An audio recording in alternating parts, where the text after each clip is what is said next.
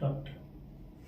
नमस्कार मित्रांनो, मी डॉक्टर सुचिता नारायण कावळे, सहयोगी प्राध्यापक जनऔषध वैद्यकशास्त्र विभाग, ESIC medical college and hospital Sanathnagar येथे कार्यरत आहे. आज मी तुम्हाला कोविड नंतर होणारी लक्षणे यावर मार्गदर्शन करणार आहे. तर आज आपण बघतोय की बरेचसे पेशंट आहेत जे ह्या कोविडच्या लक्षणापासून आजारापासून बरे झाले आहेत, तरी सुद्धा यांच्यामध्ये थोड्या प्रमाणात काहीतरी लक्षणे दिसत आहेत. तर याला आपण म्हणतो पोस्ट कोविड कॉम्प्लिकेशन्स. तर हे जर लक्षण 4 ते 12 आठवड्यापर्यंत आपल्याला दिसत असतील तर यांना आपण म्हणतो ऑनगोईंग सिम्प्टोमॅटिक कोविड किंवा पोस्ट ॲक्यूट कोविड. आणि जर ही लक्षणे आपल्याला 12 आठवड्यांपेक्षा जास्त म्हणजे 3 महिन्यापर्यंत पेक्षा जास्त दिसत असतील तर आपण त्यांना म्हणतो पोस्ट कोविड सिंड्रोम किंवा लॉंग कोविड सिंड्रोम. आणि अशा पेशंट्समध्ये, अशा रुग्णांमध्ये ज्यांना ही लक्षणं दिसत आहेत त्यांना आपल्याला उपचार करणे फार महत्वाचे आहे. ही लक्षणे आपण टाळू शकत नाही. तर ही कुठली लक्षणे आहेत जी आपल्याला या पोस्ट कोविड कॉम्प्लिकेशन्स मध्ये दिसू शकतात? तर सर्वप्रथम आहे की जे रुग्ण आजारी आहेत आणि ज्यांना दवाखान्यामध्ये भरती होऊन उपचार देऊन बरं करण्यात आले आहे त्यांच्यामध्ये ही लक्षणे जास्त प्रमाणात दिसून येतात बरे झाल्यावर. तर ही लक्षणे कुठली? सर्वात प्रथम यांचे चव आणि वास केव्हा परत येईल हा प्रश्न आपल्याला पडतो. ठीक आहे. तर काय होतं की कोविडच्या आजारामध्ये आपले जे घाणेंद्रियांचे रिसेप्टर असतात आणि गॅस्ट्रेटरी रिसेप्टर असतात यांचा नाश होतो. आणि ही जर नष्ट झाली असतील त्यामुळे आपला चव आणि वास आपल्याला येत नाही. तर यामध्ये घाबरून जाण्याची गरज नाही. याला कमीत कमी 2 आठवडे किंवा 1 महिना किंवा 3 ते 6 महिने पण लागू शकतात. तर ही काही चिंता करण्याची बाब नाही आहे. आणि ह्याच्यासाठी काही विशिष्ट गोळ्या पण घ्यायची आपल्याला गरज नाही आहे. तर आपण काय करू शकतो यासाठी? चव परत येण्यासाठी आपल्याला काय करायचं? वेगवेगळे चवींचे पदार्थ आपल्याला चाखत राहायचे. जसं की आपल्याला सपोज आपल्याला कडू पदार्थ आवडत नाही तरी आपण कारलं खाऊन बघायचं आणि बघायचं आपली चव परत येते का. तर अशा गोड, तिखट, कडू असे वेगवेगळे चवीचे प्रकार आपण पदार्थ सेवन केले पाहिजे. त्यानंतर वासासाठी काय करायचं? आपले घाणेंद्रिय परत यांचे प्रशिक्षण करण्यासाठी आपण काय करू शकतो? तर दिवसातून कमीत कमी निदान 30 सेकंद आपल्याला लवंग म्हणा किंवा संत्र्याची साल म्हणा किंवा लिंबू म्हणा हे आपल्याला यांचा वास घेऊन बघायचंय. कमीत कमी 30 सेकंद असं आपण 1 आठवडा जरी केलं तरी आपल्या घाणेंद्रियांची जी रिसेप्टर आहे ती परत ऍक्टिव्हेट होतील आणि आपले हे जे आहे चव आणि वास हे परत आपल्याला मिळू शकेल. तर यामध्ये घाबरून जाण्याचं काही हे नाही आणि आपण औषधे घेण्याची पण गरज नाही. नंतर दुसरा प्रश्न असा आहे की कोविड मधून बरं झाल्यानंतर आम्हाला कोरडा खोकला येतो. तर हे कोरडा खोकल्याचं लक्षण काय आहे? तर काय होतं की जेव्हा आपल्याला कोरडा खोकला येतो त्याचा अर्थ असा आहे की आपल्या श्वसन नलिकेत ज्या मृत पेशी आहेत त्यांच्यामुळे आपले नर्व एंडिंग्स यांना स्टिम्युलेट होऊन आपल्याला कोरडा खोकला येतो. तर हा कोरडा खोकला पण 1 महिन्याच्या दरम्यान आपोआप बरा होतो. जर हा कोरडा खोकला असेल आणि फारच त्रास होत असेल तर आपण पातळ औषध, खोकल्याचं औषध घेऊ शकतो किंवा आपण जास्तीत जास्त पाणी पिणे किंवा गरम पाण्यात मध घालून घेणे असं आपण दिवसातून 2 वेळा तरी करायला पाहिजे. आणि याच्यामध्ये आपण वाफ घेऊन काही उपयोग होणार नाही, जास्त याची भूमिका नाही आहे. आणि समजा हा जर कोरडा खोकला ओल्या खोकल्यात रूपांतर होत असेल आणि समजा पेशंटला दुसरे काही आजार पण असतील जसं की मधुमेह, रक्तदाब किंवा अस्थमा असेल तर त्याने लगेच डॉक्टरांचा सल्ला घेणं अपेक्षित आहे. नंतर दुसरा प्रश्न असा येतो की कोविड मधून बरं झाल्यावर पण आम्हाला ताप असतो, अंगामध्ये कणकणी असते, तर असं का? तर आपल्या अंगामध्ये एक बॉडी रेग्युलेटिंग टेम्परेचर थर्मोस्टॅट म्हणून असतं जे कार्यरत असतं आपलं तापमान नियंत्रित ठेवण्यासाठी. तर कोविड नंतर काय होतं की कमी प्रमाणात आपल्याला कणकणी किंवा लो ग्रेड फीवर आपण जे म्हणतो ते असतं. तर ह्यासाठी पण असं काही पॅनिक व्हायची गरज नाही किंवा घाबरून जायची गरज नाही. तर आपण डॉक्टरांचा सल्ला कधी घ्यायचा की हा ताप जो आहे सो सडनली एकदम अचानक एकदम तीव्र ताप आपल्याला जाणवतोय आणि आपण थर्मोमीटरने बघितलंय आणि 102च्या वर आपला ताप जातोय, तर आपल्याला त्वरित डॉक्टरांचा सल्ला घ्यायची गरज आहे. नंतर आहे की कोविड नंतर थकवा फार येतो.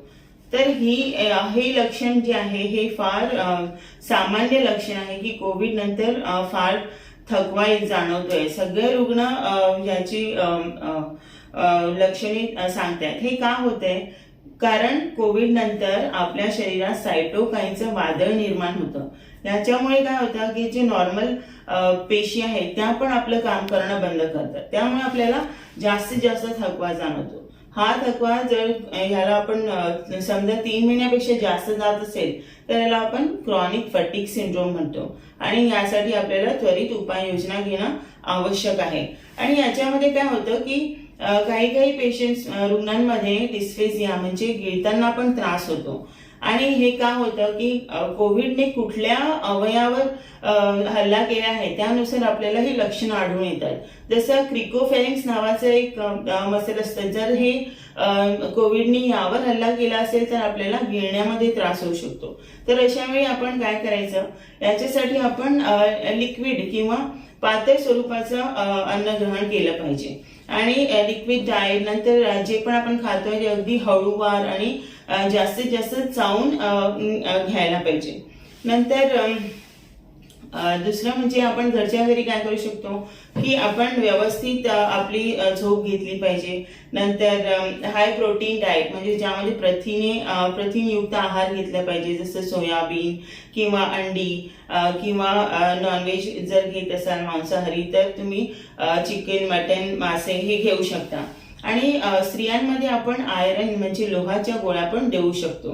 कारण स्त्रियांमध्ये बऱ्याचदा काय होतंय की कोविड नंतर त्यांची मासिक पाळी आहे ती लांबणीवर जाऊ शकते. जर 2 महिन्यापेक्षा जास्त मासिक पाळी लांबणीवर गेली तर आपल्याला त्वरित डॉक्टरांना दाखवणं गरजेचं आहे. त्यानंतर दुसरा प्रश्न असा येतो की मानसिक प्रॉब्लेम समस्या या लोकांमध्ये आढळून येतात. तर याच्यामध्ये काय होतं, एक टर्मिनॉलॉजी आहे मेडिकलमध्ये, ब्रेन फॉग. म्हणजे काय की आपल्याला कशातच आपलं लक्ष लागत नाही, वारंवार आपल्याला उदासीनता वाटते किंवा आपल्याला कशावरच काम करू वाटत नाही किंवा आपल्याला रात्री व्यवस्थित झोप येत नाही. तर हे सगळं का होतं किंवा आपल्याला गणिताचे प्रश्न सोडवायचे त्यामध्ये पण आपल्याला सोडवता येत नाही कारण की आपलं कॉन्सन्ट्रेशन आणि लक्ष लागत नाही. तर यामध्ये काय होतं, हे का होतं सगळं का? कारण ज्या रुग्णांमध्ये ऑक्सिजनचा वापर केलेला आहे बरं होण्यासाठी त्या रुग्णांमध्ये हायपॉक्सिक डॅमेज होऊ शकतो आणि या डॅमेजमुळे आपल्याला ही लक्षणं काही प्रमाणात आढळू शकतात. तर ही लक्षणं जर असतील तर ही कमीत कमी 3 महिन्यात बरे होतील. आणि जरी ते बरं नाही झालं तर आपण काय करायचं, जास्त उदासीनता वाटत असेल किंवा आपल्याला आयसोलेटेड वाटत असेल तर आपण काय करायचंय की आपण संगीत ऐका, जे तुमचे छंद आहे ते पाळा, त्याचबरोबर योगा करा, प्राणायाम करा. यामुळे काय होईल, जे पण निगेटिव्ह थॉट्स आहेत ते निघून जातील. आणि जास्तीत जास्त पुस्तकं वाचा. नंतर माइंड गेम्स खेळा, जसं सुडोकू किंवा चेस खेळा आपल्या लहान मुलांसोबत, बोर्ड गेम्स खेळा. तर या सगळ्यांनी आपला जे पण मानसिक समस्या आहेत त्या बऱ्याच प्रमाणात कमी होतात. ज्या गोष्टीने आपल्याला आनंद होईल त्या सर्व गोष्टी करा. नंतर असा प्रश्न येतो की मला आजार होऊन गेलाय तर मी आता माझ्या घरच्यांशी कधी मिळून मिसळू शकतो. तर यासाठी आपल्याला आपला जेव्हापासून आपल्याला लक्षण आहे त्या पहिल्या दिवसापासून 10 दिवसापर्यंत आपल्याला अलिप्त राहायचंय. त्यानंतर आपण आपल्या घरच्यांशी मिसळू शकतो. तसेच आपण जर टेस्ट केली असेल RT-PCR टेस्ट, त्याच्या 15 दिवस नंतर पॉझिटिव्ह आल्याच्या 15 दिवस नंतर आपण आपल्या घरच्यांशी एकत्रित मिळून मिसळून राहू शकतो. त्यानंतर पुढचा प्रश्न असा आहे की काही लोकांमध्ये जुलाब आणि उलट्या होत आहेत. रिकव्हरी नंतर पण त्यांना जुलाब आणि उलट्यांचा त्रास होतोय. तर याच्यामध्ये आपण काय करू शकतो, कमीत कमी 2 आठवडे तरी आपल्याला जास्त तिखट किंवा चमचमीत पदार्थ टाळायचे आहेत. का? कारण आपल्या ज्या अवयवावर हल्ला केला आहे, समजा की इंटेस्टाईनवर कोविडने हल्ला केलाय, तर आपल्याला असे पदार्थ हमखास टाळायला पाहिजे ज्याने आपल्याला ऍसिडिटी किंवा उलट्या आणि जुलाब यांचा त्रास होऊ शकतो. तर याच्यामध्ये आपण काय करू शकतो, बाहेरचं अन्न टाळायचं आहे, जे पण आहे ते घरात बनवून खायचं आहे आणि त्यामध्ये पण कमीत कमी मसालेदार आणि कमीत कमी तेल घालून आपल्याला असं अन्न बनवायचं. जसं की आपण दही घेऊ शकतो, इडली खाऊ शकतो, नारळाचं पाणी आहे, ताक घेऊ शकतो, थंड ताक, किंवा तुम्ही नॉनव्हेज मांसाहारी खात असाल तर अगेन आपण कमी मसालेदार ग्रेव्ही किंवा मग हे चिकन, मटन किंवा फिश घेऊ शकतो. त्याचप्रमाणे आपल्याला समजा 50 वर्षांच्या पुढील व्यक्ती आहे आणि जर त्यांना दिवसातून 3 वेळा जास्त 3 किंवा त्यापेक्षा जास्त अतिसार होत असेल किंवा जुलाब होत असतील तर आपल्याला त्वरित डॉक्टरांकडे जायचंय. किंवा नॉर्मल जरी व्यक्ती आहे आणि त्यांना दिवसातून 6 वेळापेक्षा जास्त अतिसार होत असेल तर त्यांना लगेच डॉक्टरांचा सल्ला घ्यायचा आहे. आणि किंवा आपल्याला मलामध्ये रक्त आढळून आलं तरी आपण डॉक्टरांचा सल्ला घ्यायचा आहे. घरगुती उपायाने हे व्यवस्थित नाही झालं तर. नंतर काही रुग्णांमध्ये काय होतं की कोविडच्या आजारानंतर त्यांना डोकेदुखीचा त्रास होतो. तर हे सुद्धा फार सामान्य लक्षण आढळून येत आहे की कोविड बरा झाल्यानंतर पण मायग्रेनचे अटॅक येणं किंवा टेन्शन टाईप हेडेक होणं हे फार कॉमन आहे. तर यासाठी आपण काय करायचंय की आपण आपली झोप व्यवस्थित व्हायला पाहिजे आणि झोप व्यवस्थित व्हायला पाहिजे त्यासाठी आपण मोबाईलचं वापर, मोबाईल फोन जे आपण सतत आपल्या हातात असतो ते सुद्धा आपल्याला कमीत कमी मोबाईल फोनचा वापर केला पाहिजे. आणि स्वतःहून यावर काहीच तुम्ही औषधं घेऊ नका. जर जास्त त्रास होत असेल तर सिंपल एक पॅरासिटामॉलची गोळी आपण घेऊ शकतो. इतर गोळ्या आपल्या मनाने कृपया प्लीज घेऊ नका. नंतर दुसरं आहे की काही लोकांमध्ये चेस्ट पेन किंवा छातीत दुखणे, छातीत टाईटनेस जाणवतो. हा लक्षण पण आपल्याला फार दिसून येतं आणि हे कॉमन आहे. कोविड बरा झाल्यानंतर 2 महिन्यापर्यंत आपल्याला हे लक्षण आढळून येऊ शकतो. का आढळून येऊ शकतं? कारण की याच्यामध्ये छातीचे ज्या मसल्स आहेत किंवा जे स्नायू आहेत ते जर इन्व्हॉल्व झाले किंवा कॉस्टोकॉन्ड्रायटिस आपण त्याला म्हणतो, प्लुरायटिस आपण म्हणतो, यामुळे पण बऱ्याचदा छातीमध्ये टाईटनेस जाणवतो. आणि ह्याचा अर्थ असा नाही की लगेच आपल्याला हार्ट अटॅक येतोय किंवा एन्जायनाचं पेन कसं असतं की जे लेफ्ट साइड पासून सुरू होतं, नंतर खांद्यापर्यंत जातं, बॅकवर जातं, नंतर त्याचबरोबर आपल्याला धडधड होते छातीमध्ये, श्वास घ्यायला त्रास होतो, आपल्याला भरपूर प्रमाणात घाम येतो, त्याला आपण हार्ट अटॅक म्हणतो. तेव्हा आपल्याला काळजी करण्याची गरज आहे. परंतु जर छातीत टाईटनेस होत असेल तर आपण फिजिओथेरपीने याच्यावर उपचार करू शकतो. नंतर दुसरं आहे की वॉर्निंग साईन्स काय आहे की एवढं सगळं होत आहे तर आपल्याला कधी कळणार की आपण डॉक्टरांकडे जायचं आहे. पहिली गोष्ट, आपल्याला पर्सिस्टंट ब्रीदिंग प्रॉब्लेम म्हणजे श्वासोच्छवासाची जी प्रॉब्लेम्स होत असतील, समस्या होत असतील, आपलं सॅच्युरेशन ऑक्सिजन आपण जे पल्स ऑक्सिजन बघतोय ते जर वारंवार कमी होत असेल तर आपल्याला त्वरित डॉक्टरांकडे जायचं आहे. नंतर आपल्याला आता मी जे सांगितलं हार्ट अटॅकची लक्षणे किंवा त्याबरोबर छातीत धडधड होणे आणि छातीत दुखणे, घाम येणे, तेव्हा सुद्धा आपल्याला लगेच डॉक्टरांचा सल्ला घ्यायचा आहे. आणि सपोज आपल्याला शरीराच्या एका साईडवर आपल्याला कमी जाणवते फंक्शनिंग तरी आपल्याला लगेच डॉक्टरांचा सल्ला घ्यायचा आहे. कारण की बऱ्याच पेशंटमध्ये काय होते की कोविडसाठी त्यांना काही दिवसांकरिता अँटीकोॲग्युलंट नावाच्या गोळ्या दिल्या जातात आणि जर त्यांनी या गोळ्या स्वतःहून बंद केल्या तर हे सगळे लक्षण आपल्याला दिसू शकतात. तर ही लक्षणे आपण अजिबात अवॉइड करायची नाही, आपल्याला लगेच आपल्या डॉक्टरांकडे जायचं आहे. नंतर काही प्रश्न असेही आहेत की एकदा आम्हाला होऊन गेलाय, आता परत आम्हाला होईल का, रिइन्फेक्शन होईल का कोविडने? तर हो, शक्य आहे. कारण जर तुम्ही कोविड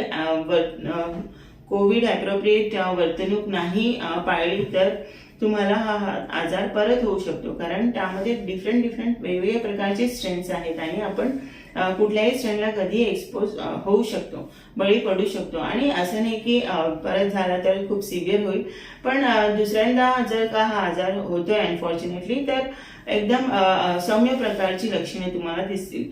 आणि नंतर प्रश्न विचारतात लोक की आम्ही लसीकरण कधी घ्यायचं, आम्हाला तर कोविड झालंय, मग आम्ही लसीकरण घ्यायचं कधी करायचं. तर लसीकरण आपण कोविडच्या आजारातून बरे झाल्यापासून 3 महिन्यापर्यंत आपण वाट बघूया, आणि 3 महिन्यानंतर आपल्याला आपला फर्स्ट डोस घ्यायचा आहे. सपोज आपला फर्स्ट डोस घेतलाय आणि त्यानंतर आपण पॉझिटिव्ह आलोय, त्यानंतर आपण कोविडची उपचार घेतले, तर त्यानंतर सुद्धा आपल्याला 3 महिने थांबायचंय, आणि जी तुम्ही फर्स्ट डोस घेतलाय तीच लस आपल्याला दुसरा डोस घ्यायचा आहे. तर अशा प्रकारे आपल्याला लसीकरण आपलं पूर्ण करायचं आहे. आणि नंतर प्रश्न असा विचारतात लोक की आम्ही परत ऑफिसमध्ये, कार्यालयात किंवा ड्युटीवर कधी जाऊ शकतो. तर हमखास तुम्ही जर घरच्या घरी उपाय घेतले असतील आणि तुमची सौम्य लक्षणे असतील, तर तुम्ही 15 दिवसाच्या आत तुमच्या नॉर्मल ड्युटीज जॉईन करू शकता किंवा ऑफिसमध्ये जाऊ शकता. आणि जर तुम्ही हॉस्पिटलाइज असाल तर ते तुमच्या सिव्हिअरिटी, तुमच्या लक्षणांच्या तीव्रतेवर निर्भर आहे, आणि त्यानुसार तुम्ही आपल्या डॉक्टरांचा सल्ला घेऊन ऑफिसमध्ये जाऊ शकता. तर ही सगळी सामान्य लोकांच्या शंका होत्या, ज्या आम्ही एक कॉन्सॉलिडेटेड फॉर्ममध्ये सोडवण्याचा प्रयत्न करतोय. आणि ज्या पण शंका आहेत त्यावर आपण योग्य तो रिसर्च करूनच त्यानुसारच आपण पुढे जायला पाहिजे. आणि हलगर्जीपणा करणं योग्य नाही, कारण कोविड ॲप्रोप्रिएट बिहेवियर, कोविड योग्य वर्तणूक हेच आपल्याला यापासून वाचवू शकतं, आणि योग्य लसीकरण. धन्यवाद.